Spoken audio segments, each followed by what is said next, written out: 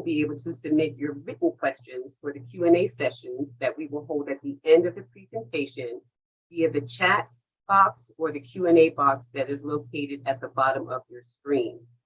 We will answer as many questions as we have time for, and we're hoping that this is a very robust discussion and a lot of good information that you will need to apply for this grant. Next slide, please. Just to give you a little bit of a background, in April of 2021, the City of Los Angeles established the Social Equity Entrepreneur Seed Grant Program. It was formerly known as the Financial Grant Program. Now, during 2021, we were able to disperse $6 million to 206 verified social equity applicants. In 2022, City of Los Angeles Department of Cannabis Regulation have established the Seed Rental Assistance Grant Program, which will disperse $5 million in funding from the Cannabis Equity Grants for local jurisdictions. The SEED program is administered in partnership with Elevate Impact LA. Next slide. Now, this is just a little overview of today's presentations. I will introduce you and you will meet the Elevate Impact team. We will go through the SEED grant program, its background and overview, SEED 1.0 grant application, and SEED 2.0 grant application, the grant disbursement process, the funding process, and data tracking. Slide. Paula Groves, who is the CEO for Elevate. We have Kamal Mu, who is the Chief Underwriter. Stacey Brennan, who's our Customer Service Representative, Customer Relations. And then there are 6 other Elevate Impact staff members that will be available to help you through the underwriting process. Next slide.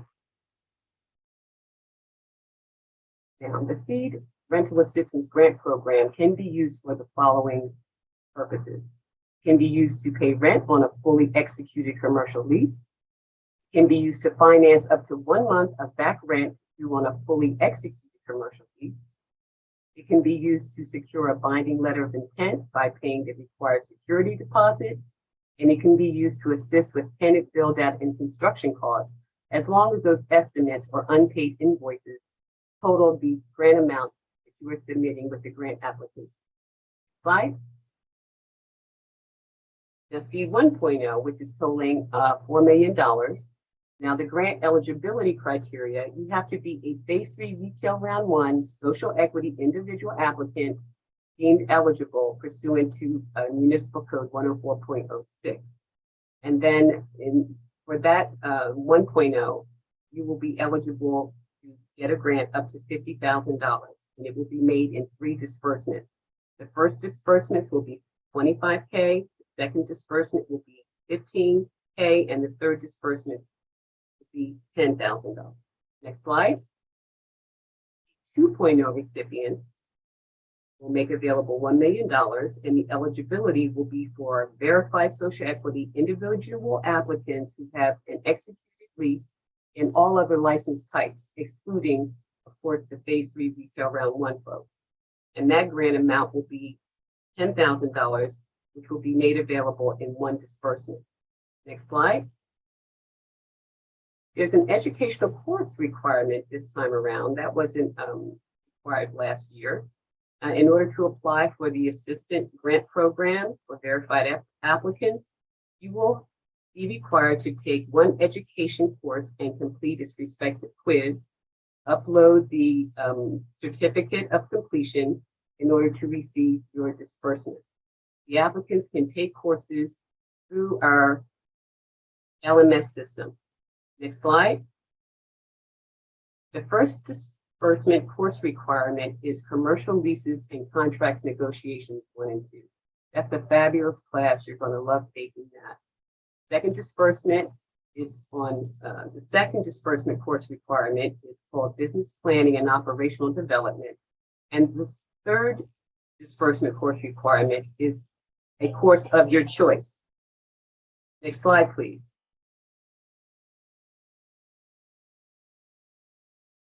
Ineligible uses will be, of course, unlicensed cannabis businesses cannot apply for this grant cannot use this grant to buy inventory, cannot use this grant for personal expenses or the acquisition of personal property such as cars, homes, etc. Cannot use the grant for relending or investing, or you cannot engage in prohibited operations. Slide. Recipients must complete the educational course requirement and upload receipts from the prior disbursement before receiving their next disbursement. Seed grant funds not distributed 90 days prior to the end of the city CEG grant contract may be dispersed on a pro rata basis to eligible recipients who applied by March 30th, 2023. Let me say that again. If there's still money available 90 days prior to the end of the grant contract, we will perhaps disperse those monies on a pro rata basis for folks who have applied prior to March 30th, 2023. Applicants who receive funds under the Seed 1.0 are not eligible for the 2.0 grant, and applicants who receive the 2.0 grant are not eligible to apply for the Seed 1.0 grant. Next slide, please. And with that, I will turn it over to Kamal Mu, who will take you through the funding process. Thanks, Dr. Brown. Hi everyone, my name is Kamal Mu. By way of introduction, Elevate Impact was launched in 2018 to implement the City of Oakland's Social Equity Loan Program, which is funded by city tax revenue. Since that time, we've expanded and now serve the City of Los Angeles, City of Oakland, and the County of Mendocino. We're deploying close to $20 million in loan and grant funds to social equity entrepreneurs throughout California. In total, we're a team of 11 individuals, including myself, with close to 300 years of aggregate experience working with social equity and cannabis entrepreneurs, as well as small businesses in California, the US, and internationally. We're excited to help LA roll out this seed rental assistance grant program. All that being said, I would now like to walk you through the 6-step application process. Also, towards the end of this presentation, our team member Noah Soche will do a step-by-step demo of the actual application on the Elevate Impact LA website. Next slide, please. Step 1, apply online.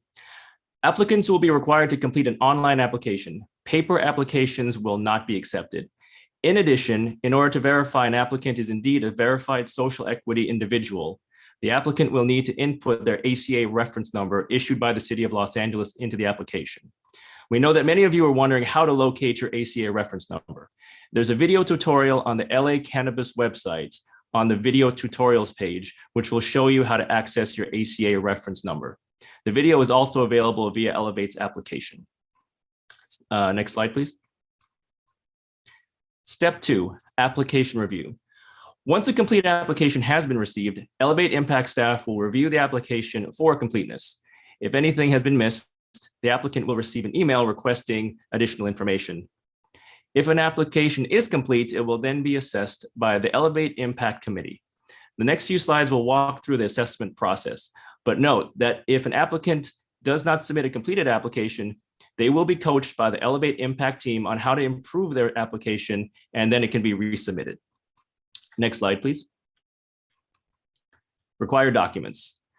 The documents that we required along with the application are education course certificate for each disbursement, receipts for each prior disbursement, government ID, bank statement, completed W-9, budget, and construction estimates if applicable. These are the types of documents that are required by most traditional funding sources such as banks or investors. Next slide, please. Step 3, grant approval. If after review, the Elevate Impact Grant Committee, by the Elevate Impact Grant Committee, and an applicant passes the assessment process, an email is sent to the applicant saying that they passed and have now become an approved applicant. If they do not pass, the entrepreneur will be coached on how to improve their application so that they can reapply. Next slide, please. Step 4, virtual signing. After approval, a grant agreement is created for that specific approved applicant, and the Elevate Impact staff will virtually meet with the applicant to review the documents and address any questions. The grant agreement will ask the approved applicants to confirm they understand the approved use of funds and to supply a non-binding budget outlining those expenses. After the approved applicant has reviewed and e-signed the documents, the City of LA will then electronically sign the documents as well. Next slide, please. Step 5, grant disbursement. Once all signatures have been gathered, the approved applicant will create an online account at elevateimpactfunds.com where they can upload details for how they would like to receive their grant funds. Next slide, please. Step 6, post-grant data tracking. The state of California requires that we report on how entrepreneurs spend their grant funds. Therefore, grant recipients will be required to upload their receipts as evidence of grant expenditures. This is also important. This is also an important coaching moment, as it will allow the Elevate Impact team to review actual expenditures versus budgeted items and examine discrepancies and what can be done to improve the management of the entrepreneur's business. So with that, I would like to turn it over to Noah Soche, who is the Elevate Impact website technology developer, he'll walk us through the application process on our website.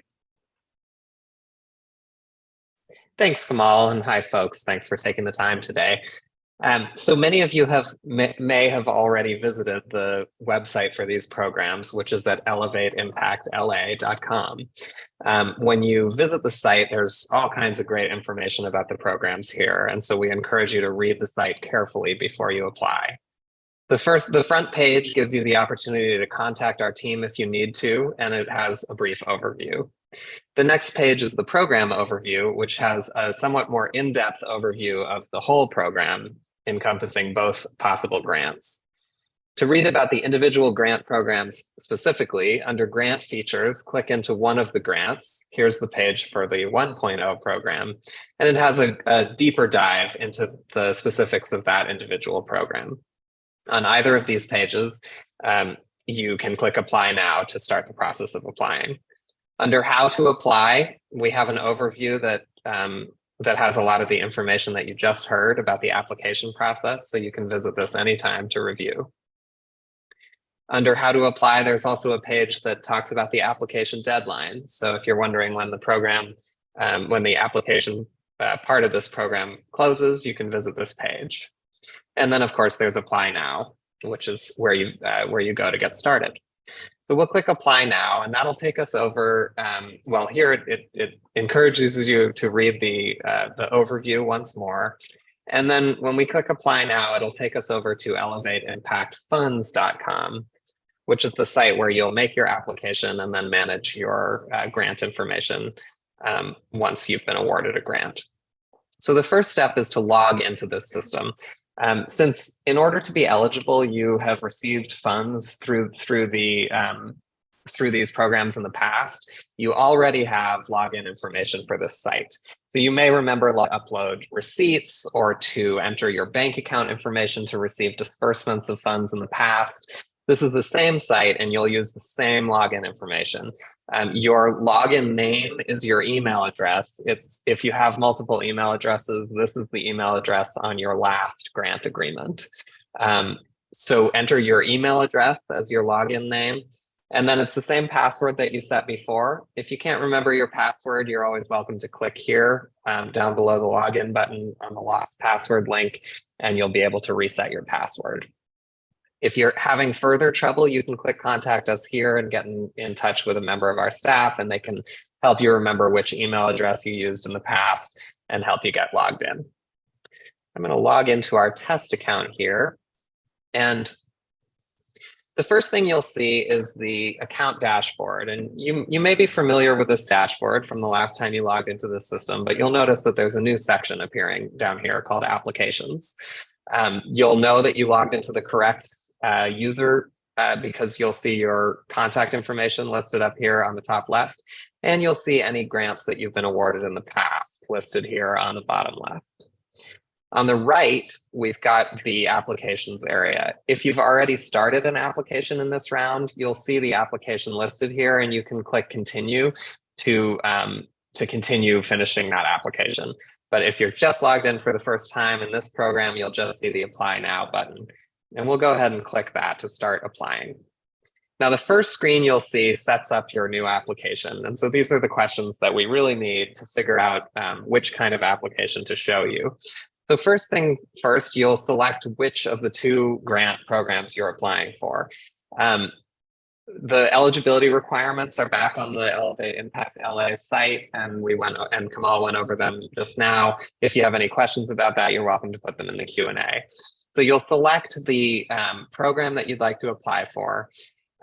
You'll indicate that you have a executed lease or a binding letter of intent, and then you'll put your Excella number here.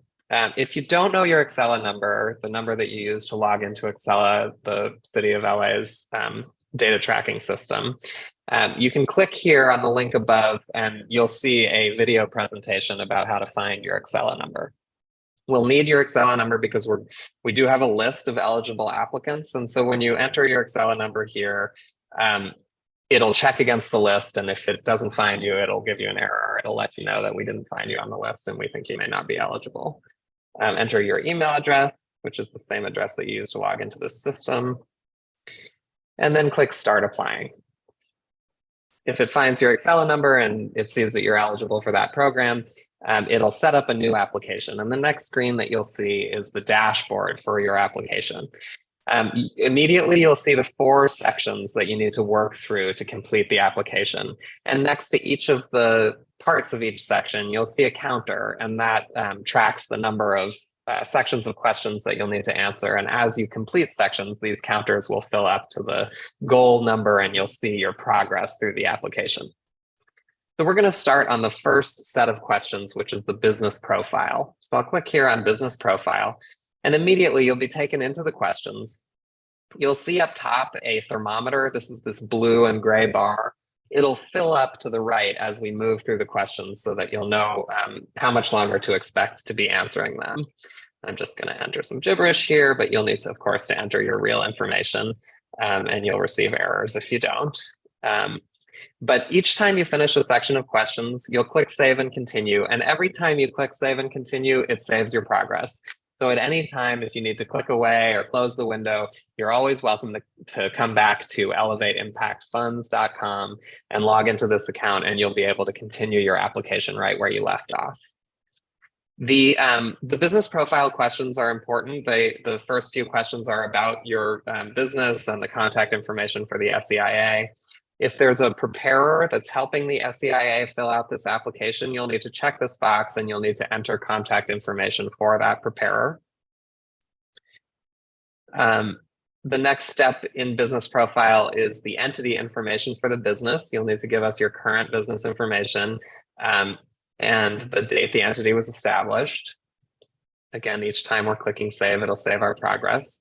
If you have a provisional or annual state license or an application for one, you'll check the box and you'll give us the information about that, that provisional or annual state license or application. You'll tell us your business type. You won't be able, I don't think, to see my drop downs here on the Zoom, but these are going to be the options that you expect. The business cannabis type options include retail, cultivator, distributor, and so forth. So select your cannabis business type. You'll tell us your entity structure. It may be an S Corp, a C Corp, a limited partnership, that kind of thing. And a number of these options also have an other option. So if you don't see your business type listed there, you can select other, and then you'll need to type in your business type in the field that appears. You're going to need to give us information about your binding letter of intent or your business lease. They are required for this program. So if you don't have it, you'll see the error, but you'll need to give us that information. And in fact, in a later step of the application, you'll also need to upload that lease as well. So you'll give us that information. You'll need to tell us how much of the entity the verified SEIA owns. The options are 100%, 51%, at least 33%, or other. You'll tell us how many employees you have, 1 to 10 or other. And you'll see that now that we've completed the business profile questions section, you'll get here in the dashboard that you finished that section and you're ready to move on to the next one. The next section of questions, in fact, the last section of written questions, is the state demographic questions. The state requires us to collect this information. It's demographic information on the SEIA. And these questions are optional. And so each question has the option to select decline to state if you'd prefer. So you give us your age range and your race or ethnicity. You can check as many boxes as you need to. If you check not listed, it'll give you the option to type in a response. You'll select your gender or gender identity, your sexual orientation, and there's questions about whether you or any of the owners have a disability. There's additional information about each of these questions above the question in the small text, so feel free to read carefully if you have any questions about the question. It'll ask you your income level. It'll ask you your educational level.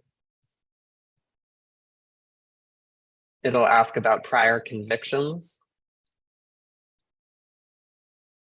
And it'll ask about military service. So that'll be the state demographic questions. So you'll notice we finished both of the sections under questions. So the next three sections, so the next section is the budget. So for each application, you're going to upload or you're going to enter a budget for how you intend to use the funds. And the way you do that is using this tool. This may be familiar if you built a budget within our system for your last grant. But if it's not, it's a quick and easy system. You'll see when you first visit, there's no data available on the table because you haven't entered any budget categories yet. You'll just click this big blue button that says add budget category, and you'll answer these questions. The only two that are required are the top two questions, the budget category and the amount. You're also optionally welcome to add a memo or attach a document. So the category options are the possible budget categories as defined by the state. The first option is rent, but there are many, many other options here. And so please enter the budget category that matches the spending that you're planning to do. And then the amount. So I'm going to say that, so we're applying for 50,000 in this program, in this test application. And so I'm going to say that we'll spend 40,000 on rent.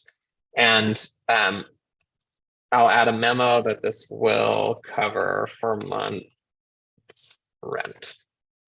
When you hit submit, that budget category will appear here in your budget.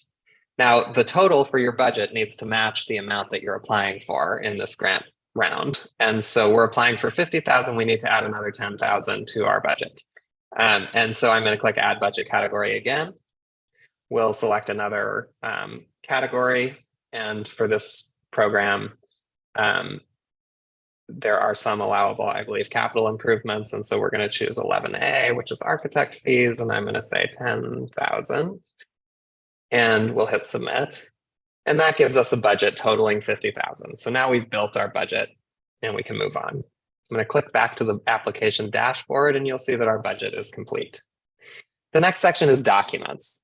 Again, you can leave and return to continue the application. So as you're gathering the documents that you need to upload, don't stress if you find you don't have them all in one sitting. You're always welcome to go and find them. I'm going to click into identity verification first. So here you'll upload an ID. To upload in this system, you click select file. It'll give you this picker. If you're doing this on your smartphone, you'll have the option to take a photograph. So you can do that, take a picture of your ID. If you're on your desktop, you can select files to upload. And this will give you the option to pick files from your computer. I'm going to upload a picture and it'll show you the file. You click upload, it'll give you the little bar as it uploads, and then it'll show you the title of the file that you uploaded. And if you're satisfied that you're uploading the correct thing, you'll go ahead and hit submit.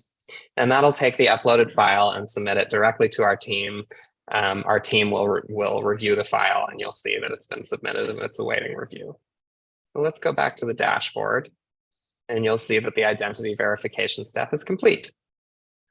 One note I'll share about the identity is that there will be an additional step. You'll see this at the end once we've completed the application, where you'll schedule a quick meeting with a member of the Elevate team, and they'll take that ID that you uploaded, and they're going to go ahead and ask you to hold up that ID, and they'll they'll see you on the video call, and they'll confirm that the ID is the same as the one that was uploaded and that it matches your face. So just be ready for that, and I'll show you how you schedule that in a moment. The next section is documents, and for this round of grants, there's 4 document categories. So when you click into documents, you'll see those categories on the left. They are education certificate. So this is proving that you've taken the required class that was discussed earlier, or classes. Your lease or binding letter of intent, your bank statement, and your W-9. So first up is the education certificate.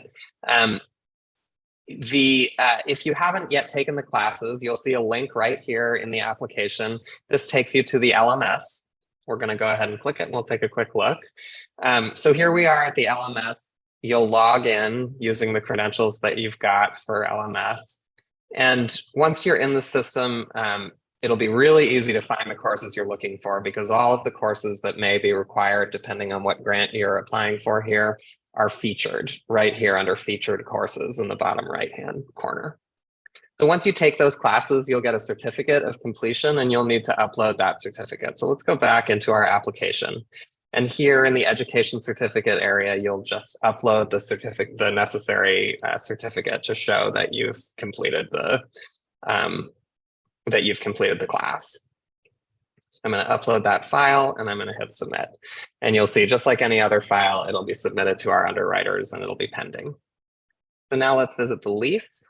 Same process. You'll just pick a file, upload it. This will be the copy of your lease or binding letter of intent. You'll hit save, and it'll be submitted. We'll do the same thing with the bank statement. You'll notice that some of these have a couple of additional questions. So we're going to ask if your bank statement is for an individual or a business. You may remember that in the past, you were only able to use individual bank accounts. You are, I believe, Dr. Brown will correct me if I'm wrong, but I believe you're allowed to use your business bank account now. And so you can let us know if you're using your business account or your individual account. And then you'll enter the name on your bank account. And that needs to match the line 1 of your W-9, and it needs to be the SEIA. So we'll hit save. And then the W-9 itself, there's a link here to the W-9 form. If you need it, you'll fill it out. It's the IRS W-9 form, and then you'll upload it. Here, same process. Once your W-9 is uploaded, you'll just confirm that the name on line 1 is the name on the bank statement. The name on line 2 is, or the line 2 is blank. It should be left blank. The address on line 5 is the location where you'll be receiving 1099s and legal notices, and that the SEIA is the person who signed and dated the W-9. So we'll go ahead and save. So now we've completed all 4 documents. We'll visit the dashboard, and we'll see that documents is completed. So the last step before you submit this application to our underwriting team is the affidavit. So we'll click in. This is the affidavit. Please read it carefully. You'll enter your name and the date in order to sign this application. So I'm going to hit save and continue. And this will take us back to the dashboard. At this point, you can click into any section if you'd like to see what you've entered. You can confirm that everything is correct. And then you'll click submit when you're ready to send it over to our team. You'll get a quick, we're just going to make sure that you're really ready. We are, so we'll click yes, and this will submit it to our team. So you'll get a note that this has been submitted, and then this is where you'll get the option to schedule your identity verification appointment. So go ahead and click this button. It'll give you a list of times that are available with our staff. It's a quick appointment, likely not more than 15 minutes. And so you'll pick a time from the list there, and you'll schedule with our staff, and then you'll have the opportunity to show your ID and get your ID verified. So that's the process of filling out the application and getting it submitted. Now that it's submitted to our team, when you visit this site, you'll see this. So if you didn't schedule your identity verification appointment just then, you can always come back to the site and you can do it whenever you'd like. And the rest of the application links are now grayed out. You won't be able to edit anymore now that the application's been submitted. The next step is that the Elevate team will look over your application. They'll look at the documents, at the answers to your questions. If they see anything amiss, say a document is too blurry to read or it's expired, something like that, they will send your application back to you for corrections. When they do that, you'll receive an email at the same address that you used to log into the system. And it'll let you know that you need to log in again and correct and make the corrections. When you do log in, you'll be back at your dashboard. You'll be able to edit the application again, and you'll see the underwriter's notes right at the top. And so you'll be able to make any corrections that they ask for, and then you'll be able to submit your application again. Once the underwriters are comfortable with your application and are ready to approve it, they'll go ahead and approve the application here in the system. And you'll get an email that it's been approved. And then when you come back to the website here, you'll be able to review your legal documents and you'll be able to enter your bank account information, which we'll use to distribute the funds to you. So that'll be the last step once your application is approved. Now I'd like to pass this back to Dr. Brown. And thanks again, folks, and I'll look forward to speaking to you more during the Q&A. So much, Noah. And now we'll go and open up the discussion for questions. We will try to get through as many questions as time will allow. And with that, I will turn it over to Ethan Spalding, who will lead the Q&A discussion. Ethan? Good afternoon, everyone. So one of the first questions we got was, can grants be sent directly to our business bank account instead of our personal accounts? Last time it had to go to our personal accounts.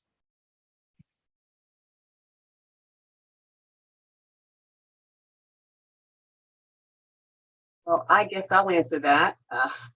Yes, this time I think Noah covered that. You can have the funds sent to your individual account or your business account.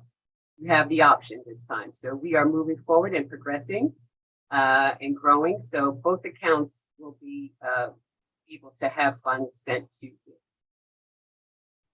And I'll just, if you don't mind, I'll just note that one step I didn't mention in the application process is that after your application is approved and we're getting ready to distribute the funds, you'll enter your bank account information and then you'll receive a micro deposit, so a few cents into your account, and you'll need to come back to the site and enter the amount of the micro deposit, just so that we make absolutely sure that we're sending the money to the correct account.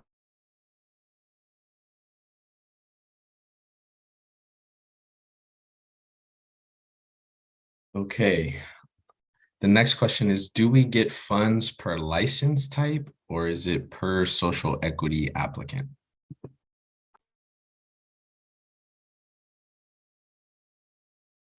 Do you want to answer that question? I'm sorry, me or? I said, Ethan, whoever wants to answer the question.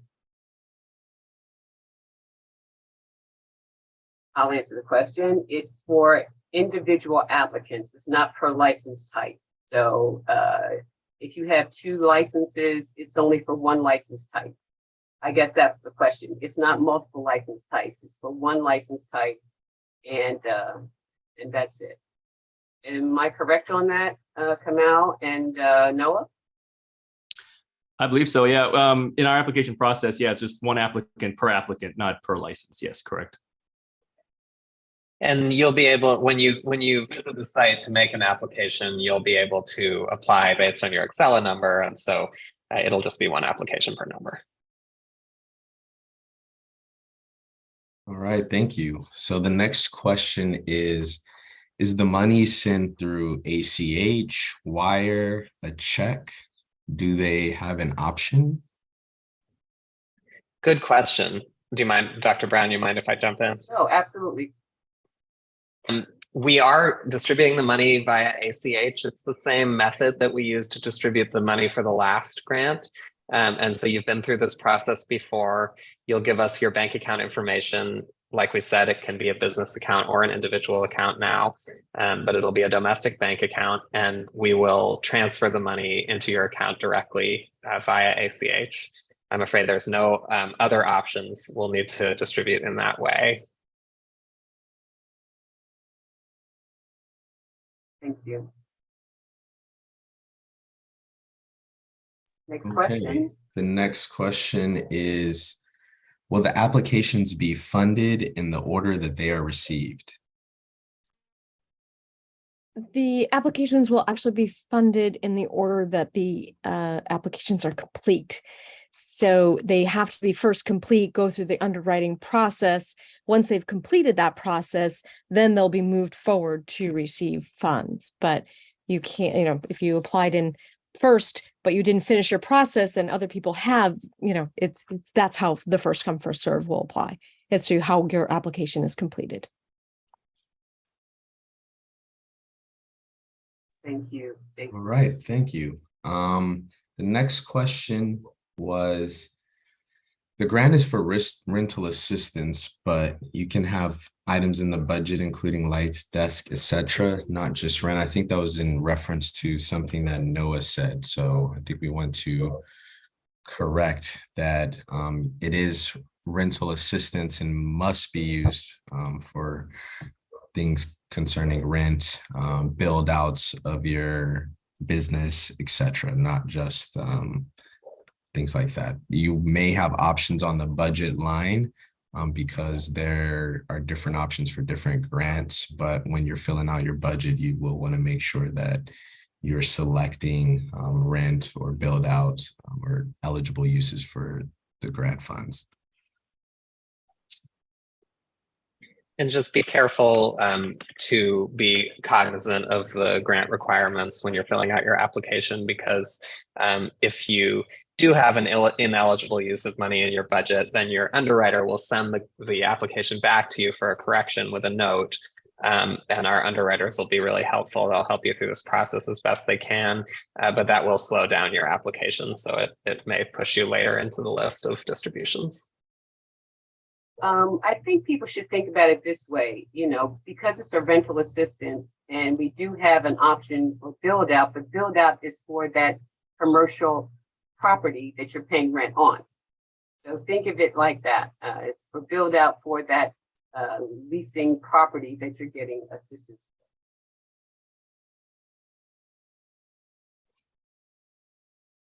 All right, so the next question, it's kind of a follow-up to what Stacy was talking about, but is there a set timeline for each of the disbursements, or are those dispersed on different timelines for each applicant based on need?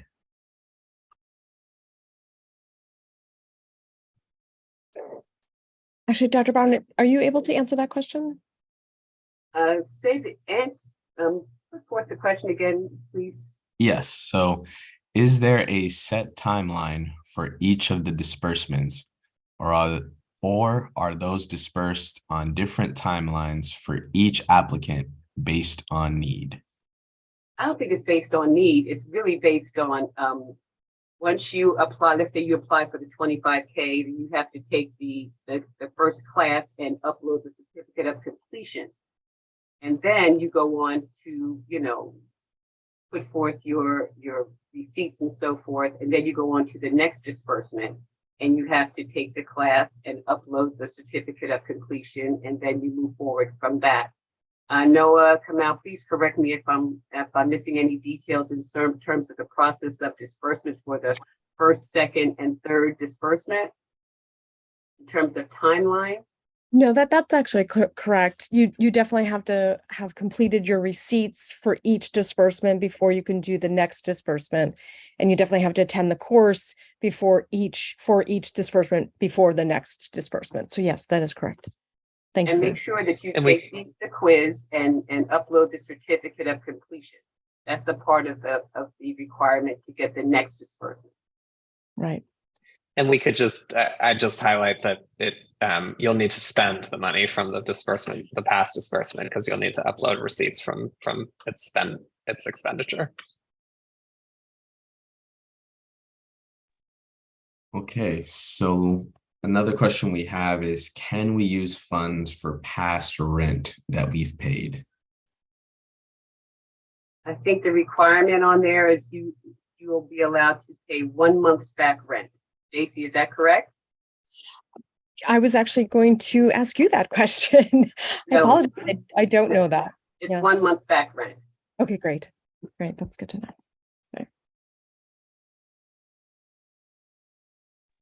Okay, so another question we have is, can I wait until March 2023 to apply? Good luck with that. You technically could wait until then, but the grant may be gone by then. Yeah, Best to start an application as soon as you verify that you're eligible, because we're distributing the money on a rolling basis, and if it runs out, it runs out. Correct. Okay, no, I think this is a question for you. So, is my data, info, and documentation safe on Elevate's website? Yeah, absolutely. That's a great question. So the data will be made available to the Elevate team, the underwriters that'll review your application, and it may also be shared. It will also be shared with the staff at the City of LA. Beyond that, it will not be shared. And once we've finished using it for the purposes of this program, it'll be destroyed.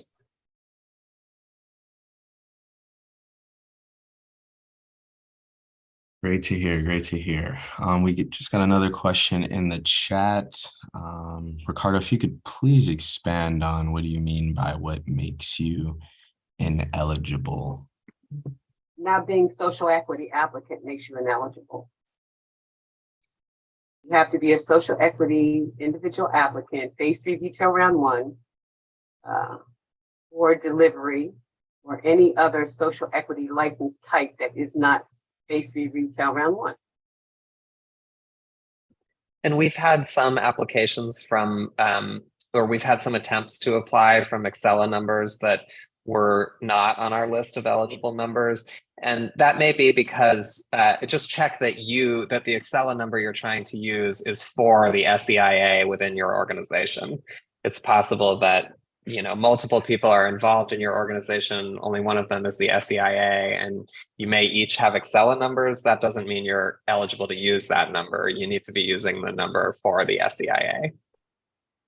And we've had a few inquiries from investors wanting to have access to those funds. And it's not for any investor, it's for the social equity individual applicant. Yeah, and I just want to follow up as well that you also must have a lease or a letter of intent. So it's not enough to just have a pre-app. You actually have to have site control of an actual property. And that kind of leads into the question that was asked in the Q&A, where if you're eligible to receive funds, if you've paid your application fee but haven't received temporary approval or aren't operating yet, then yes, like I said, if you do have a lease or a binding letter of intent, but you are not operating yet, you are eligible for this grant to help you pay rent so that hopefully in the future you will be operable. That was one of the goals and the intent of putting together the program the way we did, to help equity entrepreneurs, get their business up and running after they have passed their temporary approval. And they do have site control, is to help them pay these enormous leasing fees. So the intent was to help people be able to open their doors and stay in compliance once they do have their license with rental assistance. And you're welcome to use the system that you've seen here today to start applying if you don't yet have your lease or letter of intent, but you won't be able to complete that application until you do. As you saw, you'll need to upload the letter or the lease. And so like Stacy said, you won't be in the queue to receive funds until you've completed the application. But if you're confident that you're getting that lease or letter of intent, you're welcome to start. And it's not only completing the application, but it's completing the underwriter process, which they, go through all the documents that you've put on the application to confirm all of those documents and get everything in order.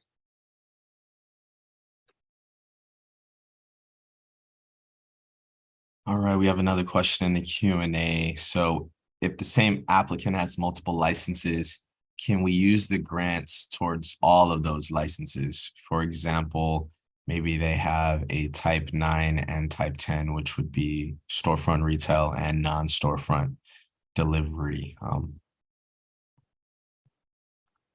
My understanding, you can only use the grant for one license type.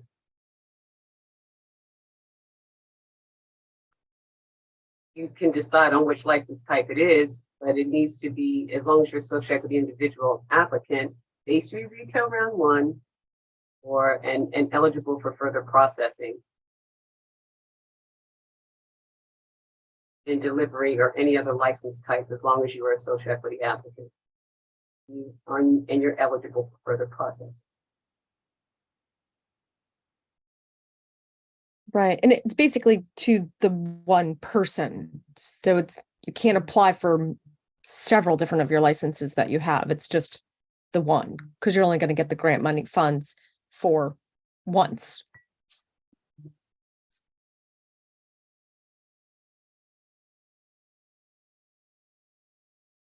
Okay, and I would encourage people, if you have any questions, please put them in the Q&A. I do see a question in the chat from Laura.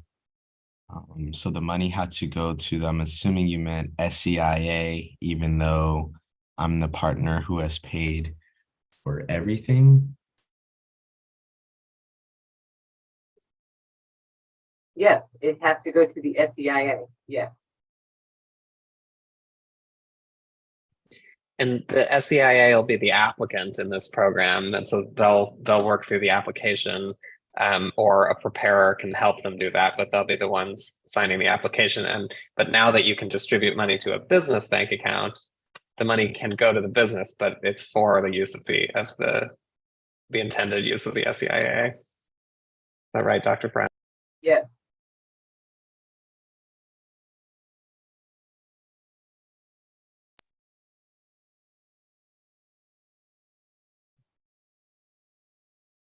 To follow up to Ricardo, he's saying he's trying to put in his Acela number and it's not allowing you. What should you do? You should reach out to the team at Elevate Impact, or you can email us, the social equity team, at DCR@lacity.org. I'll type it in the chat for everyone, and we'll be able to, as soon as we hop off this call, get you straightened out if you are in fact eligible for this grant. And while you're doing that, Laura asked if the SEIA has to be on the bank account, and the answer to that is yes. The name the SEIA, we're going to verify that the application came from the SEIA by doing that identity verification that we talked about. And the name on that ID needs to match the name on the bank account. There can be more than one name on the bank account if it's a business account, but the SEIA needs to be one of the people on that account. All right, then Lucia asked, how quickly did the grant funds deplete last year? How many months? I can actually go ahead and answer that. So the last time we did the seed grant program, the funds technically did not deplete, and we did a pro rata distribution to all the applicants who had applied. But just because there was a pro rata distribution the first time, I would not count on that happening again. Just as we've mentioned several times throughout this call, the grant funds are limited. We have seen greater interest in this round of grants, so I would encourage you, if you are eligible, to apply as soon as possible to ensure that you receive the grant and we do not run out of funds, because once they're gone, we may not have any more until the following year.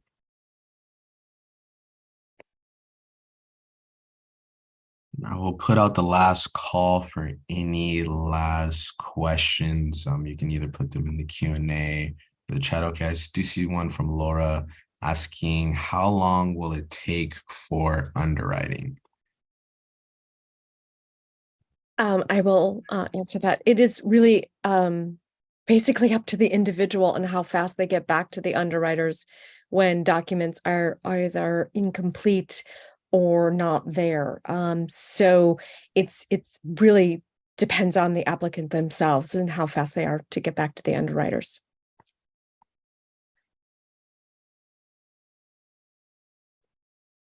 See a question from Lucia asking, are there other grants available for SCIAs, not just for rental assistance? So currently there are not. This is the only available grant we have now, but just as we had an iteration of seed last year, as we continue to receive more money from the California equity grants, we will continue to give out this direct technical assistance to people through different types of grants. So while we currently have this in seed rental assistance grant, next year, we may have another grant available. So I would stay tuned for that.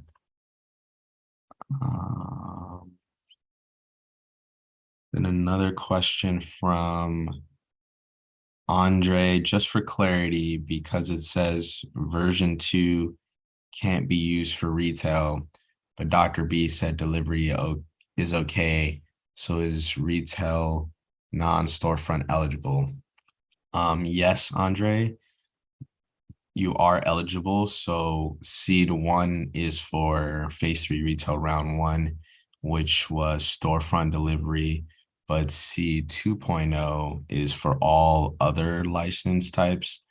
So that would include non-storefront delivery. So if you do have a non-storefront delivery application and you have a lease or a binding letter of intent, you are eligible for seed 2.0. Let's see if we have any more questions. And then another question, how soon do you intend to start dispersing funds after application is approved?